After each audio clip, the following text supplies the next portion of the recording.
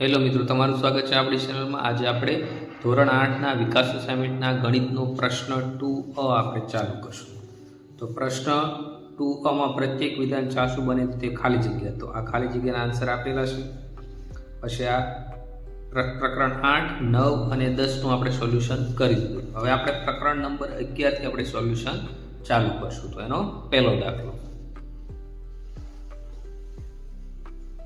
તો શું કીધું છે, 5 પુસ્તકોની કિંમત 60 રૂપિયા હોય તો 9 પુસ્તકોની કિંમત કેટલી થાય? તો તમે ડાયરેક્ટ ક્રોસ ગુણાકાર કરીને પણ જવાબ મેળવી શકો, પણ આ શું છે ભાઈ, સમપ્રમાણ છે। તો આપણે સમપ્રમાણ હોય તેનું સૂત્ર શું છે, x1 upon y1 બરાબર x2 upon y2। તો હવે x1 upon y1 શું થશે, એના માટે આપણે કોષ્ટક બનાવી દઈશું આ રીતે। તો ઉપર શું આવશે,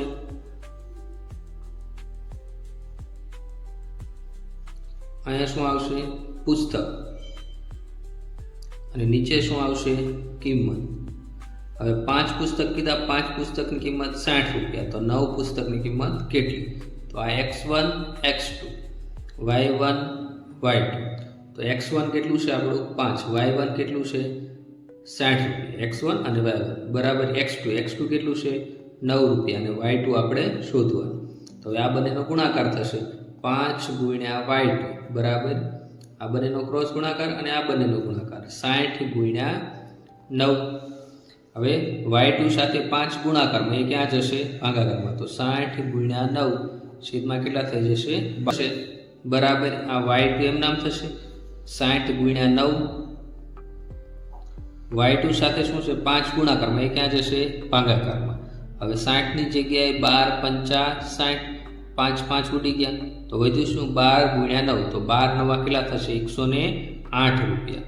તો 9 પુસ્તકની કિંમત કેટલી મળી આપણને, 108 રૂપિયા। તો લખશું 9 પુસ્તકની કિંમત, 9 પુસ્તકની કિંમત રૂપિયા 108 થશે, બરાબર મિત્રો। ત્યાર પછી બીજો દાખલો શું કીધો છે આપણને, 11 નોટબુકની કિંમત 198 રૂપિયા હોય તો 10 નોટબુકની કિંમત કેટલી થાય? તો અહીંયા 11 નોટબુક અને 10 નોટબુક, તો આ રીતે શું છે, સમપ્રમાણ છે। કેવું છે, સમપ્રમાણ। તો આમાં આપણે ફરીવાર પહેલાં એક નાનું એવું કોષ્ટક બનાવી દેવું। આ કોષ્ટક ન બનાવો તો પણ ચાલે, પણ સમજણ માટે આપણે અહીંયા બનાવીએ છીએ। તો ઉપર શું આવશે, નોટબુક, નીચે શું આવશે, કિંમત।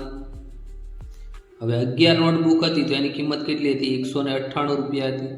હવે આપણી પાસે કેટલા છે પુસ્તક, નોટબુક 10 નોટબુક, 10 નોટબુક હોય તો કિંમત કેટલી આપણે શોધવાની છે।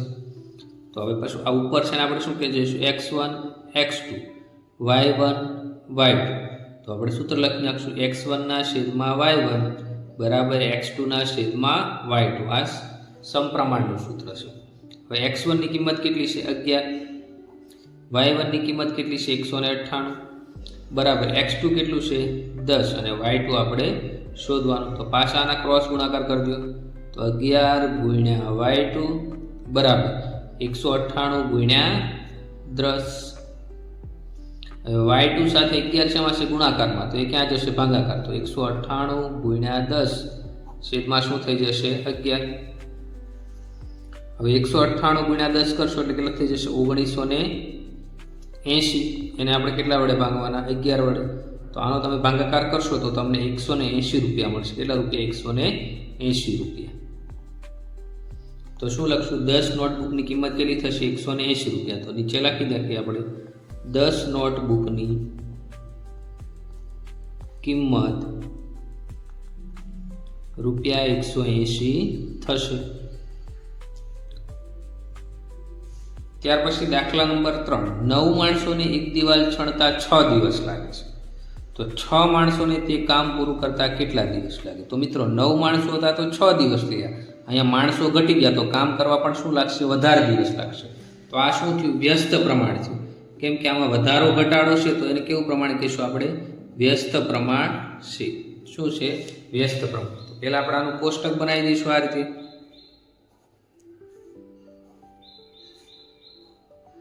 તો ઉપર આપણે શું લખશું, માણસ, અને નીચે શું લખશું, દિવસ લખશું। તો પહેલાં કેટલા હતા? 9 માણસો હતા, ત્યારે કેટલા દિવસ લાગતા કામ કરતા? 6 દિવસ લાગતા. હવે માણસોની સંખ્યા કેટલી છે? 6 છે, તો કેટલા દિવસ લાગે? તો ઉપરના આપણે શું કહીશું? x1 x2, નીચે y1 y2. હવે આ પ્રમાણ કેવું છે? વ્યસ્ત પ્રમાણ. તો વ્યસ્ત પ્રમાણનું સૂત્ર શું હતું મિત્રો? x1 y1 બરાબર x2 y2. હવે x1 ની કિંમત કેટલી છે આપણી પાસે? 9. y1 ની કિંમત કેટલી છે? 6. x2 કેટલું છે? 6. અને y2 કેટલું છે આપણે શોધવાનું છે. બરાબર મિત્રો? હવે y2 છે એ y2 સાથે 6 ગુણાકારમાં, તો એ ક્યાં જશે? ભાગાકારમાં. તો 9 ગુણ્યા 6, આ 6 ગુણાકારમાં તો એ ભાગાકારમાં, તો અહીંયા શું વધ્યું? ખાલી y2. તો 6 6 કટ થઈ ગયા. તો આપણે y2 બરાબર કેટલા લાગ્યા? 9 મળ્યું. તો આપણે શું લખશું? 6 માણસોને કામ કરતા કેટલા દિવસ લાગશે? 9 દિવસ. તો 6 માણસોને કામ કરતા 9 દિવસ લાગશે. કેટલા દિવસ? 9 દિવસ લાગશે. ત્યાર પછી દાખલા નંબર 4 છે. 3 કડિયાને એક કામ કરતા 4 કલાક લાગે, તો આ કામ 12 કડિયા કેટલા કલાકમાં પૂરું કરશે? તો 3 કડિયા હતા તો 4 દિવસ લાગ્યા. હવે કડિયાની સંખ્યા વધી ગઈ, તો કેટલા કલાકમાં પૂરું થશે? તો ઓછા ટાઈમમાં પૂરું થશે. તો આ પ્રમાણ કેવું છે? વ્યસ્ત પ્રમાણ છે. વ્યસ્ત પ્રમાણ જોવા માટે મિત્રો આપણે અલગ વ્યસ્ત પ્રમાણ કઈ રીતે અને સમપ્રમાણ કઈ રીતે એ તમારે જાણવું હોય તો આપણે આખા ચેપ્ટર 11મા નંબરના ચેપ્ટરની આખા વિડીયો અને આખો કોર્સ બનાવેલો છે, તે તમારે આપણી ચેનલમાં તમે જોઈ શકો છો. વ્યસ્ત પ્રમાણ છે. તો પહેલાં આપણે આવું કોષ્ટક બનાવી દઈશું.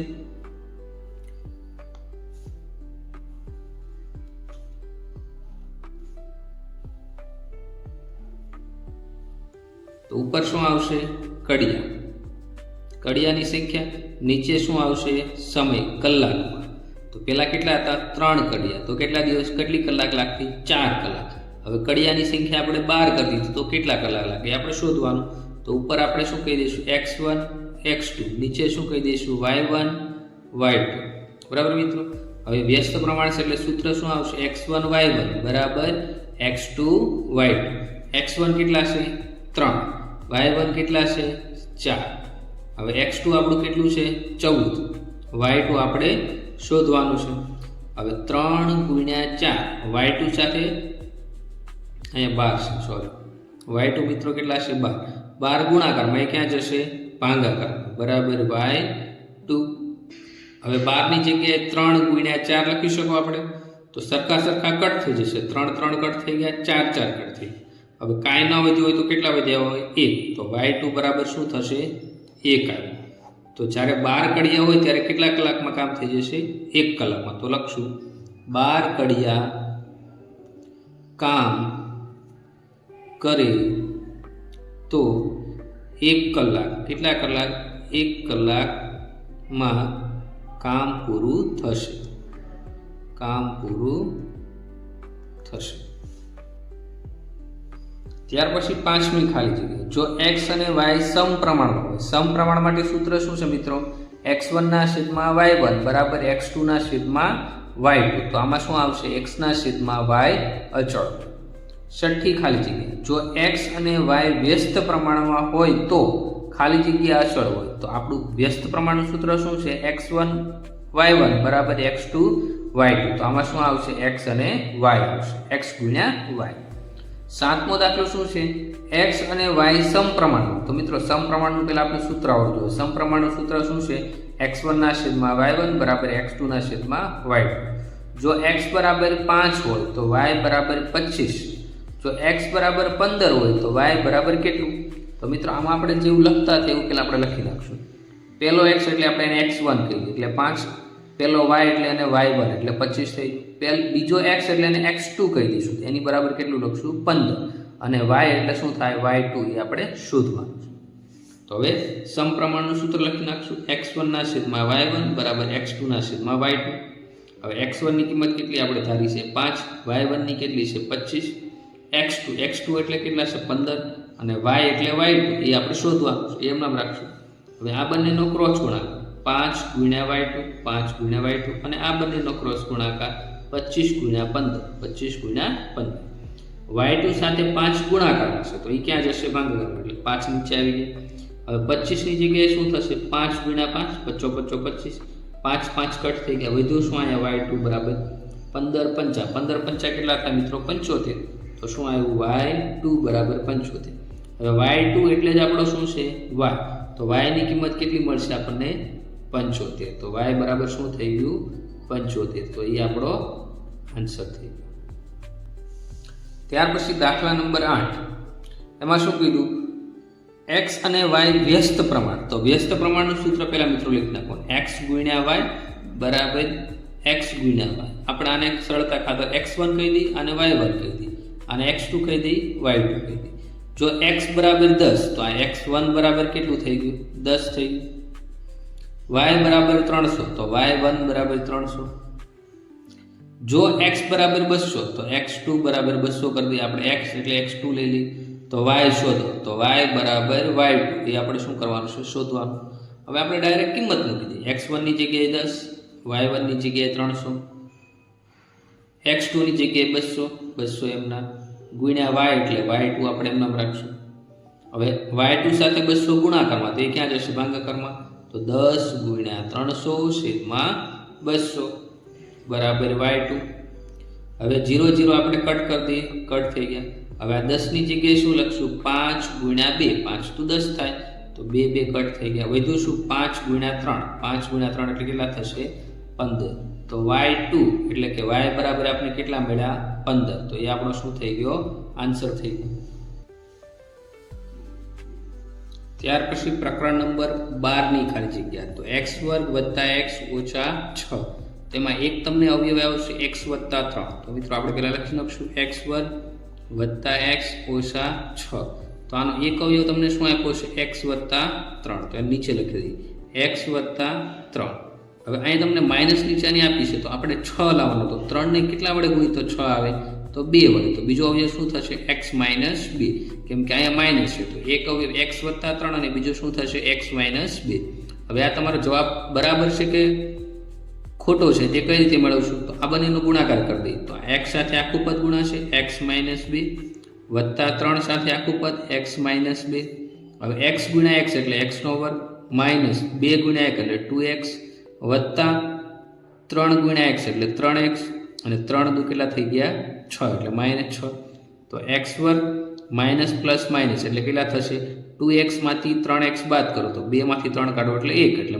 -x થઈ ગયો ઓછે વત્તે ઓછા અને -6 તો આપણી મૂળ રકમ હવે અહીંયા શું થશે ઓછે વત્તા ઓછા પણ મોટું પદ કયું છે પ્લસ વાળું એટલે નિશાની પ્લસ થઈ જશે તો પાછી આપણી મૂળ રકમ થઈ ગઈ તો એક અવયવ શું થશે x + 3 થશે અને બીજો અવયવ કયો થશે x - 2 તો અહીંયા શું આવશે x - 2 અવયવ આવશે ત્યાર પછી બીજી ખાલી જગ્યા a² - 4b² બરાબર a + 2b તો બીજો અવયવ આપણે શોધવો તો આના માટે આપણી પાસે સૂત્ર છે a² - b² હોય તો સૂત્ર શું છે a + b અને a - b તો આ a + b નો અવયવ આપ્યો છે a - b નો અવયવ આપણે શોધવાનો તો આપણે રકમ લખશું a² - 4b². હવે આનું વર્ગમૂળ શું થશે a થશે માઇનસ 4 નું વર્ગમૂળ શું થાય 2 થાય b વર્ગનું વર્ગમૂળ શું થાય b થાય હવે બીજો અવયવ શું થશે આ માઇનસ અવયવ એની જેવો જ તે બીજો અવયવ તો શું થશે a + 2b તો a + 2b આપણે આપેલો છે તો a - 2b એની ખાલી જગ્યા થશે તો a - 2b આપણો આન્સર થઈ ગયો ત્યાર પછી ત્રીજી ખાલી જગ્યામાં શું કીધું છે x + y નો વર્ગ -4xy બરાબર ખાલી જગ્યાનો વર્ગ હવે આ રીતે હોય a + b આની ઉપર આખો વર્ગ તો આના માટે સૂત્ર શું છે a² + 2ab + b² આવું આપણી પાસે સૂત્ર છે આપણે સૂત્ર લગાડશું આમાં તો હવે રકમ લખી નાખશું x + y નો વર્ગ -4xy હવે પેલા પદનો વર્ગ એટલે x નો વર્ગ વત્તા 2ab તો a એટલે x છે અને b એટલે y છે તો શું થશે 2xy વત્તા b નો વર્ગ છે તો b નો વર્ગ એટલે અહીં શું આવશે y નો વર્ગ અને આ પાછળ જે -4xy હતું એ આપણે એમના લખી નાખીએ હવે મિત્રો સજાતીય પદ કયા થશે 2xy અને 4xy બે સરખા પદ તો એ સજાતીય પદ થઈ ગયું તો એ આપણે બાજુ લખી દઈએ x² + 2xy આ -4xy છે આપણે પહેલાં લખી નાખશું, -4xy વત્તા વાયનો વર્ગ. હવે મિત્રો જો અહીંયા +2xy અને અહીંયા -4xy, તો પ્લસ માઇનસ માઇનસ, તો 4માંથી 2 કાઢશો કેટલા વધશે? 2. તો શું થઈ ગયું? x વર્ગ વત્તે ઓછે ઓછા, પણ મોટું પદ કયું છે? -4, તો એની આગળ માઇનસ નિશાન એટલે -2xy વત્તા વાયનો વર્ગ થઈ ગયો. હવે મિત્રો જો અહીંયા શું થઈ ગયું? આવું થઈ ગયું ટૂંકમાં x વર્ગ માઇનસ શું થઈ ગયું? y વર્ગ. એવું થઈ ગયું x વર્ગ અને y વર્ગ. હવે મિત્રો જો અહીંયા માઇનસ નિશાની આવે, હવે આપણી પાસે એક આવું પણ સૂત્ર છે a² - 2ab વત્તા b². તો આનો આન્સર શું થાય? a - b આખાના ઉપર વર્ગ. તો અહીંયા આપણી પાસે એવું જ સૂત્ર, એની જગ્યાએ x છે તો x² - 2xy, ab ની જગ્યાએ xy છે વત્તા b નો વર્ગ, એની જગ્યાએ શું છે? y નો વર્ગ. તો આ સૂત્ર આમાં વાપરો તો ફાઇનલ શું થયું? a - b નો વર્ગ. તો અહીંયા શું થશે? x - y નો વર્ગ. તો આ x - y નો વર્ગ એ આપણો આન્સર થઈ ગયો. તો અહીંયા આપણે શું લખશું? x - y વર્ગ તો ઉપર આપણે આપેલો જ છે. ત્યાર પછી ચોથી ખાલી જગ્યાએ શું આપી છે? a વત્તા b નો વર્ગ -4ab બરાબર ખાલી જગ્યાનો વર્ગ. હવે મિત્રો જો a વત્તા b નો વર્ગ આ હોય તો આપણે સૂત્ર શું છે? a વર્ગ વત્તા 2ab વત્તા b² સૂત્ર છે. તો એનો આપણે આમાં ઉપયોગ કરશું. આપણે તો શું લખશું? a વત્તા b નો વર્ગ -4ab. તો a વત્તા b નો વર્ગ તો શું થશે? a² વત્તા 2ab વત્તા b². અને આ 4ab પાછળ હતું એમાં લખી નાખશું આપણે 4ab. હવે આ 2ab અને 4ab સજાતી પદ થઈ ગયા, એ બાજુમાં લખી નાખશું a વર્ગ વત્તા 2ab વત્તા વત્તા 4ab વત્તા 4ab plus b². 4ab minus છે તો અહીં માઇનસ કરી દઈશું. તો શું થઈ ગયું? a² + 2ab - 4ab વત્તા b². તો હવે a² એમના, હવે આ 2ab માંથી 4ab બાદ કરવાના, પ્લસ માઇનસ માઇનસ. મોટું પદ કયું છે? 4, એની આગળ નિશાની માઇનસ. તો 4માંથી 2 કાઢો કેટલા વધશે? 2ab વત્તા b². હવે જો શું મળી ગયું આપણે? a² - 2ab plus b². હવે આના માટે આપણી પાસે સૂત્ર છે a² - 2ab પ્લસ b² હોય તો સૂત્ર શું લાગુ પડે? a - b અને આખાના ઉપર વર્ગ. તો આના ઉપર ફાઇનલ જવાબ શું થઈ જશે? a - b અને આખાના ઉપર વર્ગ. હવે ખાલી જગ્યામાં આપણે વર્ગ તો આપેલો છે, તો ખાલી જગ્યામાં શું આવશે? a - b આવશે.